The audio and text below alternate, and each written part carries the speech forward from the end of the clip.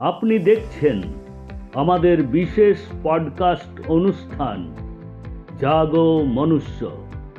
এই অনুষ্ঠানের মাধ্যমে আমাদের বিশেষ অতিথি সন্তান দলের সম্মানীয় প্রেসিডেন্ট শ্রী শঙ্কর সরকার মহাশয় প্রকৃতি ও মহাবিশ্ব সম্পর্কে আমাদের সবাইকে সচেতন করবেন।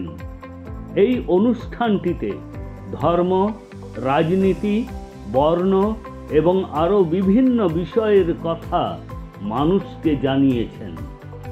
প্রকৃতির দান সার্বজনীন, জন্মগত অধিকার অনুসারে universal birth right given by the nature to all.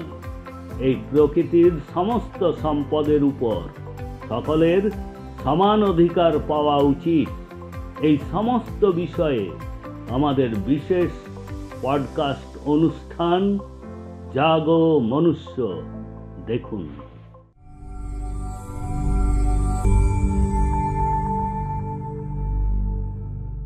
Ram Narayan Ram. যদি পৃথিবীতে কারো জন্ম হয় তবে তার মৃত্যুও নিশ্চিত। যিনি পৃথিবীতে আসেন তাকে একদিন যেতেও হবে। পৃথিবী এবং প্রকৃতি একটি বিদ্যালয়ের মতো। আমরা যেমন বিদ্যালয়ে পড়াশোনা করতে যাই এবং শিক্ষার সমাপ্তির পর বিদ্যালয় ছেড়ে চলে যাই, ঠিক তেমনি আমরা পৃথিবীতে জন্মগ্রহণ করি এবং জীবন শেষ হয়ে গেলে মৃত্যু আসে। বিদ্যালয়ে থাকার সময় একজন ব্যক্তির ভাবা উচিত যে তিনি সমাজের কল্যাণ কিভাবে করবেন, কিভাবে মানুষকে সহায়তা করবেন, দেশে কি অবদান রাখতে পারবেন। যারা মানব সৃষ্ট শিক্ষা গ্রহণ করেন না, তারা কৃষিকাজ করেন, তার শ্রম দান করেন এবং অন্যান্য কাজ করেন। তারা তাদের কাজে অত্যন্ত বিবেকবান এবং সৎ প্রকৃতির হয়ে থাকেন। যারা খারাপ কাজ করেন তারা মৃত্যুর পরেও পৃথিবী থেকে মুক্ত হতে সক্ষম হন না, তার আত্মা শান্তি পায় না। তাই যতক্ষণ আমরা বেঁচে আছি ততক্ষণ বিবেকের কথা শুনে কাজ করা উচিত। একজন ব্যক্তির নিজেকে পূজা করা উচিত যিনি নিজেকে রক্ষা করতে পারেন না, যিনি নিজেকে সম্মান করেন না, তিনি সমাজকে কিভাবে রক্ষা করবেন? সুতরাং সমাজে ম্যানমেড সিস্টেমটি ভেঙে ফেলা উচিত। ম্যানমেড ধর্ম এবং ম্যানমেড শিক্ষা উভয়ই পৃথিবী থেকে অপসারণ করে প্রকৃতির ধর্ম এবং প্রকৃতির শিক্ষা গ্রহণ করা উচিত।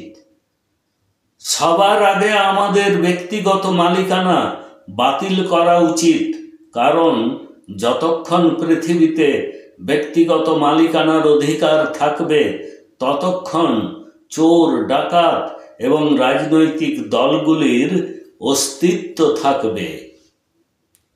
ভারত প্রতি মাসে কর আকারে প্রচুর পরিমাণে অর্থ সংগ্রহ করে, তা জমা করে। এর প্রায় ৪৫% সেনাবাহিনী এবং পুলিশের পিছনে ব্যয় করা হয়, ২০% সরকারি কর্মকর্তাদের পিছনে ব্যয় করা হয়, ১০% চুরি হয় এবং ৫% বৃথা যায়। সাধারণ জনগণ এবং দেশের উন্নয়নের জন্য মাত্র ২০% বাকি থাকে। যদি ব্যক্তিগত মালিকানা বাতিল করা হয় তবে পৃথিবীতে কোনো মালিকই থাকবেন না এবং দেশটি এক জাতি, এক বর্ণে পরিণত হবে। একটিই মাত্র ধর্ম থাকবে, তা হল জীবধর্ম। মহাকাশ, পৃথিবী, জল বা বাতাস, এখানে কোনো কিছু কম বা ঘাটতি নেই। ঘাটতি রয়েছে মানুষের মধ্যে এবং তা ঠিক করার জন্য সর্বপ্রথমে পৃথিবী থেকে ব্যক্তিগত মালিকানা অপসারণ করতে হবে। মহাকাশ কখনোই বলে না যে আমি মালিক। পৃথিবী, বাতাস বা জলও বলে না আমরা মালিক।